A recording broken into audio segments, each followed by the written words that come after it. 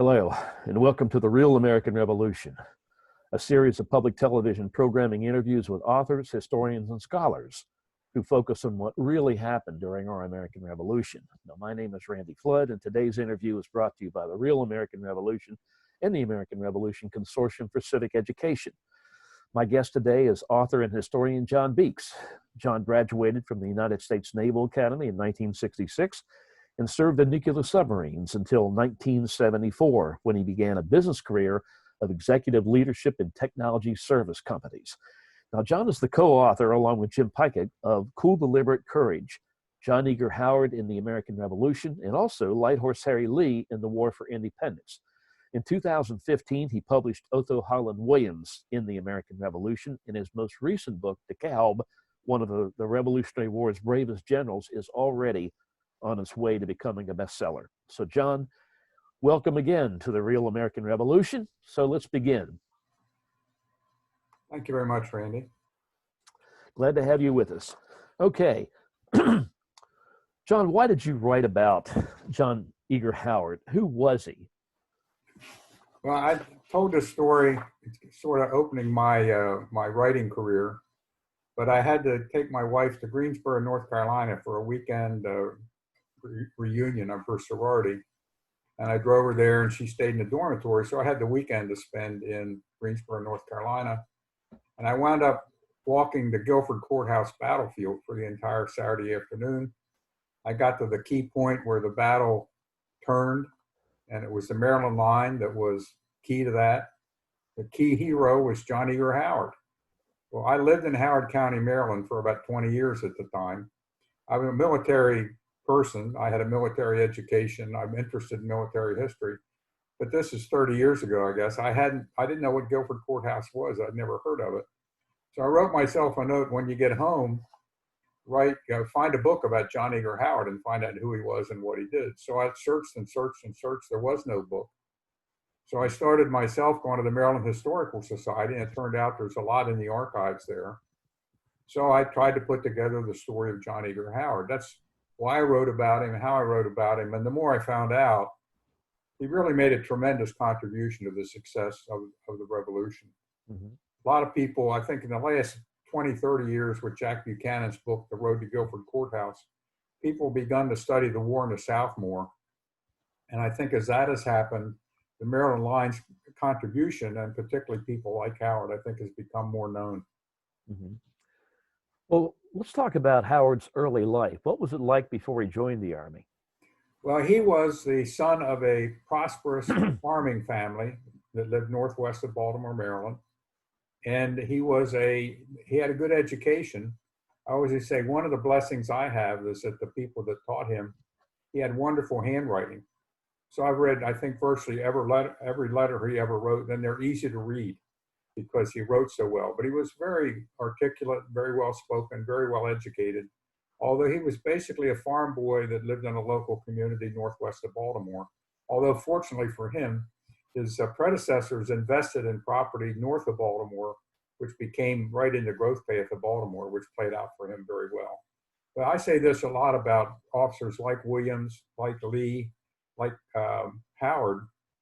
They came from civilian life directly into the military. There was no officer candidate school. They didn't go to a military academy. They didn't have boot camp. They had to go in and learn on the job. And there was wonderful natural talent in these people, high intelligence, good capabilities, but they had to learn to be a soldier on the job. And Howard and Williams and Lee and officers like that did that. It's a wonderful story. Mm-hmm. Well, let's talk about his activity during the American Revolution. What were his major contributions during the Revolution as an officer? I think he will be most remembered for his magnificent stand at the Battle of Cowpens in January 17, 1781, under the command of General Daniel Morgan. That battle was at a very crucial point. It was about to turn. The British looked like they were going to be able to overwhelm the Maryland line as they had done, but Howard very coolly and calmly, and as George Washington Green said, with cool, deliberate courage, kept his line together, kept his cool. There's a few people in earth that when the things are the toughest, when there's danger all around you, when there's chaos and noise, people dying all around you, that are able to maintain a cool outlook and calm, and people rally to that. Howard had that. He had that in combat. And, you know, on a normal course of a day, he was a nice young farm boy from northwest of Baltimore, Maryland. But in the military, in the crucial time of battle, he really stood out. And then he showed it again at the Battle of Guilford Courthouse, the Battle of Eutaw Springs. And I think they all did a heroic job at the Race to the Dam. So he was just one of those rare people throughout all our wars that when the chips are down, he's the person you turn to that's going to get us out of this. Well, you just really answered my next question, was what he was like as a soldier. But what was his relationship with Nathaniel Greene, Otho Holland Williams, and Mordecai Guest, and Smallwood, some of the other officers? It's very interesting. I'll just take them one at a time. William Smallwood was the senior officer in Maryland for quite some time. He came from a prosperous family, and he commanded the 1st Maryland troops that left Annapolis in 1775 and went up to New York. He was in command of the Maryland line at the day of the Battle of Long Island, which was key. He was actually on court-martial duty in Long Island. I mean, in Manhattan.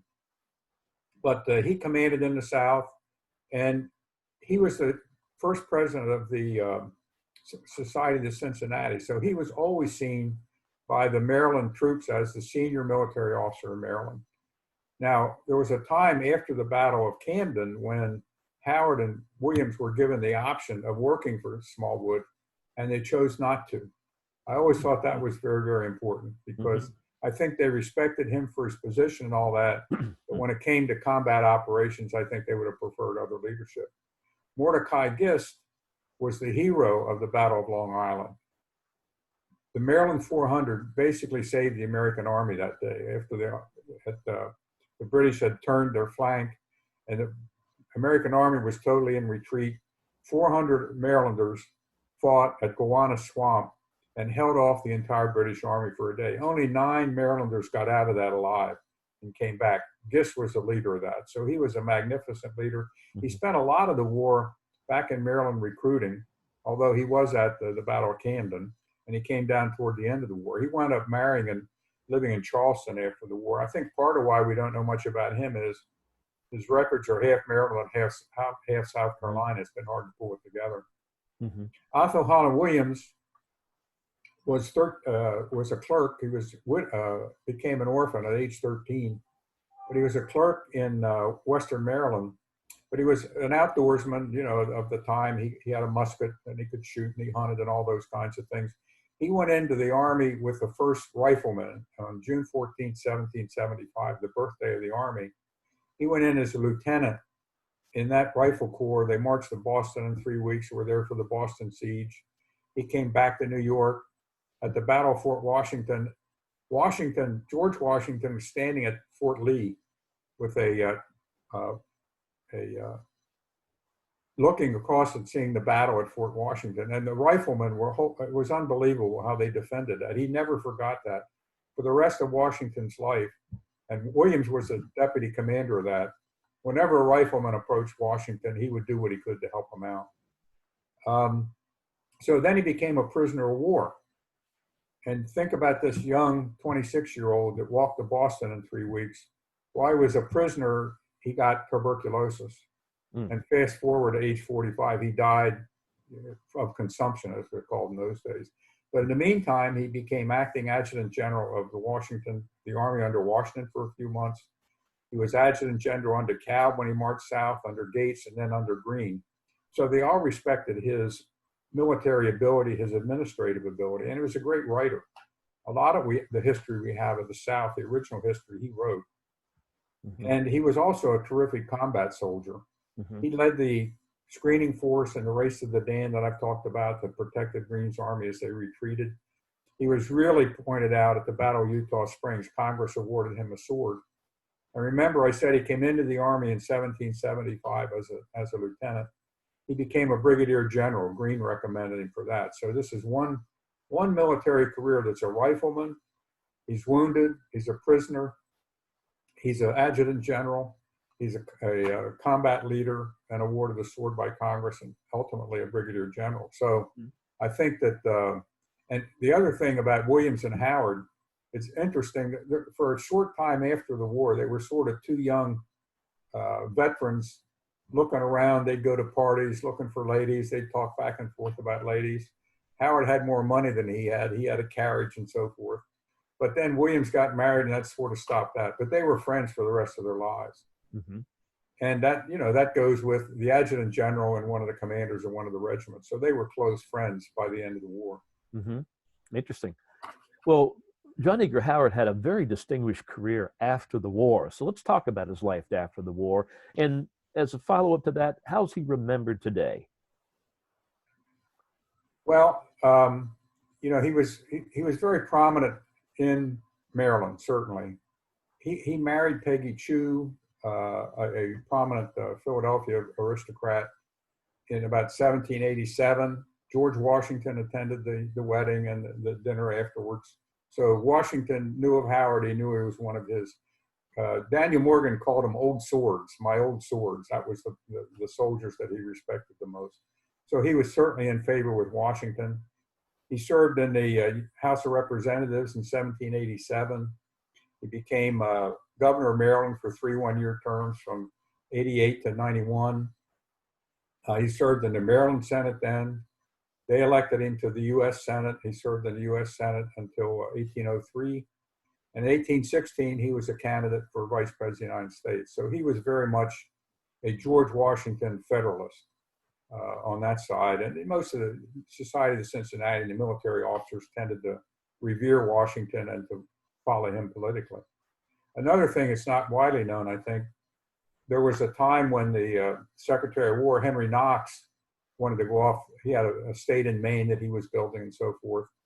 So we needed to replace the Secretary of War. It became James McHenry eventually, for whom Fort McHenry is named. Mm-hmm. But it was offered to Howard. George Washington offered it to Howard, and the person that carried the offer to Howard in Baltimore was Light Horse Harry Lee. But Howard begged off. He said he had too much business, too much family concern. And it really is true that wound he got at the Battle of Eutaw Springs at the end of the war, he had a very serious wound in the left shoulder. And it affected him for the rest of his life, particularly during cold weather. The War of 1812 came to Baltimore, and of course Samuel Smith became famous for leading the defenses and all that kind of thing. But Howard participated from the sidelines. He raised money, he gave money. And very interestingly, after all that was over, Howard led a delegation to go see President Madison, to get Madison to have the federal government reimburse Baltimore for the money they spent to defend Baltimore. So he was a politician of the Federalist persuasion. He was very successful, again, a governor, state senator, U.S. senator, candidate for vice president of the United States, and a man with enough self-confidence and esteem throughout the country to go talk to the president, to go to the White House and say, we need money for Baltimore to reimburse us for our expenses. Mm-hmm. Very distinguished member of Baltimore. When Lafayette came and visited America, he came to Baltimore in 1824. Howard was in command of the delegation that met him. He was received at Fort McHenry. And the tent that they had that day, just as a side, was Washington's marquee. So Lafayette was received in the tent that Washington had used during the Revolutionary War. Interesting. Well, the other thing I'd say about him in Baltimore, he was a benefactor. Mm-hmm. The Washington Monument was put up in 1815. It was the first Washington monument in the country. It still stands. He gave the land for that. He gave the land for the Basilica of the Assumption in Baltimore. He gave the land for the University of Maryland Medical School. So he was a great benefactor of the city of Baltimore. Mm-hmm. What's he named after today? What's he named after? Isn't he Howard County, Maryland, perhaps? And Howard County, Maryland is named for him, yes. I had a slide earlier in my presentation I gave, which some Marylanders are interested in. He was the street commissioner for Maryland for a while. So believe it or not, there's a street in Maryland named John. There's one named Eager, and there's one named Howard. But there's also Lexington, Saratoga, Fayette, which is for Lafayette. There's a Eutaw Place. So the streets of Baltimore all have very Revolutionary War names because he was a street commissioner and made that happen. Mm-hmm. But basically, Howard County, Maryland, I think is probably his most significant. There's a Howard Community College, there's Howard University, although that's for O.O. Howard, the Right. Civil War general. Mm-hmm. But I think basically, I've talked in Maryland about him a number of times now, and I think it's safe to say he's pretty well forgotten. Yeah. What's the one thing that Americans really need to know about John Eager Howard, though, that's largely unknown? Or basically, what's the key takeaway from your book that readers really need to remember about John Eager Howard above anything else? I think this was one of the men that stands strong in the storm. You may not pick him out of a group on a Sunday outing or a pleasant, review somewhere or a party or those kinds of things. He'd be kind of stoic, kind of reserved, gentlemanly and courtly, of course.